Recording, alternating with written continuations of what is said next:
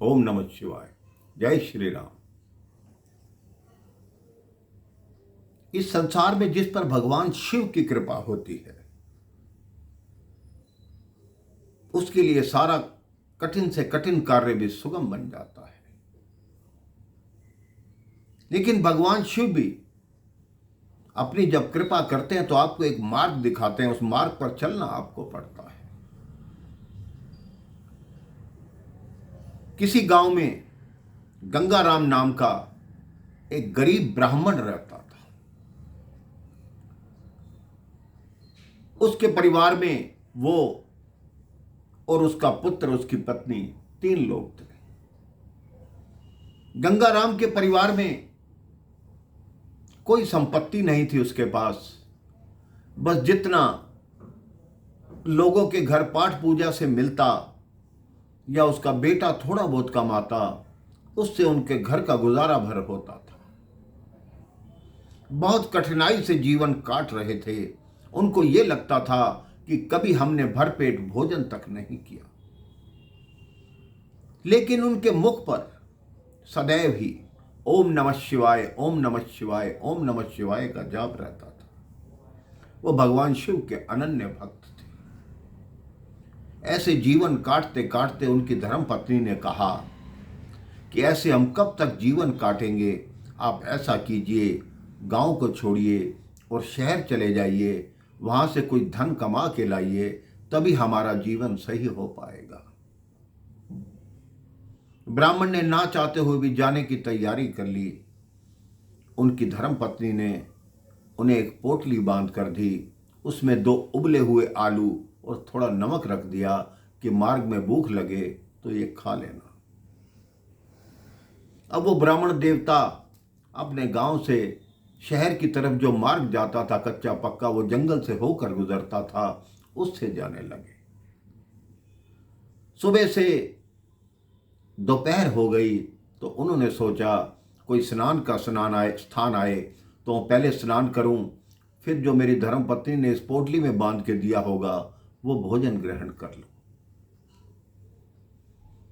लेकिन एक आम के वृक्ष की छाया देखकर, सामने सरोवर देखकर उनको थके हुए थे ही वहां पर उनको निद्रा आ गई। सायंकाल हो गया, वो सो रहे थे। उधर से भगवान शिव एवं मां पार्वती निकल रहे थे।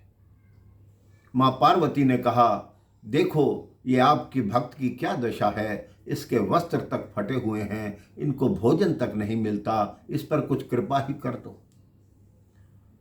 भगवान शिव ने देखा उसके पास एक पोटली पड़ी है। भगवान शिव ने वो पोटली खोल कर देखी, उसमें 2 उबले हुए आलू थे।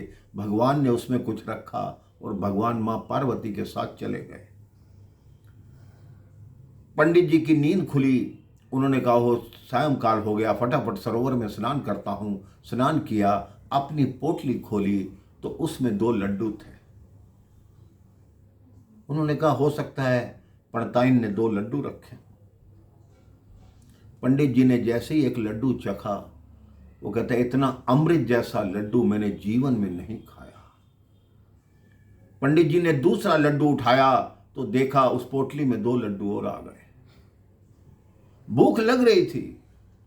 पंडित जी लगभग 10-12 लड्डू खा चुके थे, लेकिन जैसे ही वो 2 लड्डू समाप्त होते 2 और आ जाते थे। अब उन्होंने सोचा ये क्या रहस्य है। वो पोटली लेकर अपने घर को वापस चल पड़े, शहर को नहीं गए। रात का पहला पहर था, दरबार खटखटाया। उनकी पत्नी ने पूछा, कौन है? उन्होंने कहा, मैं हूं। कहती, मैंने तुम्हें भेजा था कि शहर चले जाओ, तुम वापस क्यों लौट आए? उन्होंने कहा, अंदर आता हूं फिर बताता हूं। उन्होंने सारी बात बताई, पोटली खोल के दिखाई। उस ब्राह्मणी ने 2 लड्डू खाए, फिर पोटली में 2 आ गए। उन्होंने कहा, यह कोई जादुई पोटली है? उन्होंने कहा, हाँ। मेरे भाई बहन, उस पोटली से इतने लड्डू निकलने लगे कि उन पंडित जी ने गंगाराम हलवाई के नाम से लड्डुओं की दुकान खोल ली।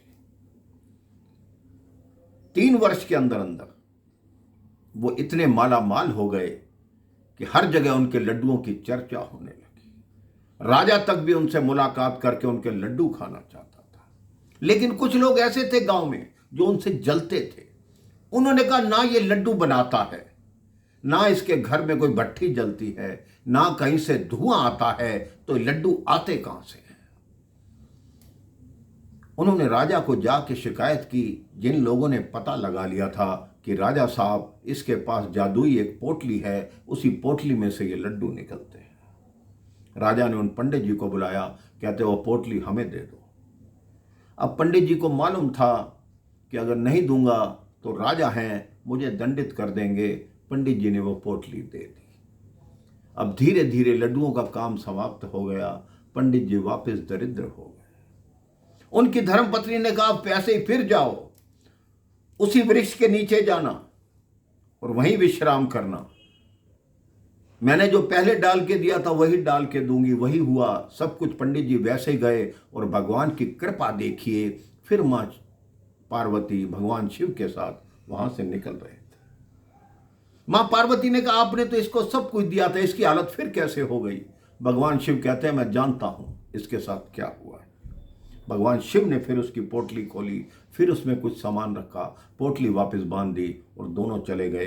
पंडित जी की निद्रा खुली। उन्होंने स्नान से पहले सबसे देखा कि पहले की पोटली में क्या है। देखा तो एक ईंट थी, 2 ईंट रखी थी। इस बार उन्होंने जैसे ही पोटली खोली, ईंट उड़ के आई, उनके माथे में लगी। थोड़ी देर उनकी तंद्रा भंग हुई। ये क्या हुआ? ये भगवान ने ईंट क्यों रखी? जैसे ही उन्होंने पोटली को पूरा खोला, ईंटों पे ईंटें निकलने लगी।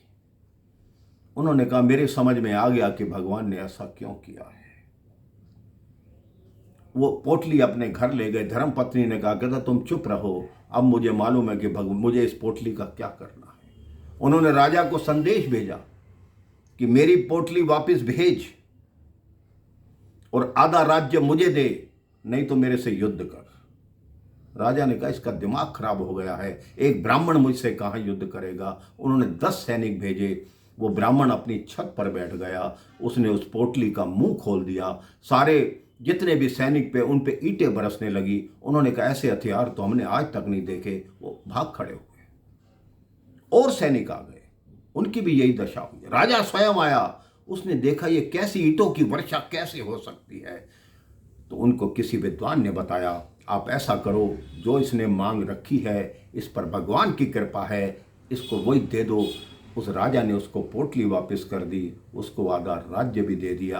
अब वो ब्राह्मण जी आधे राज्य से पूरी प्रजा को बहुत सुखी रखने लगे।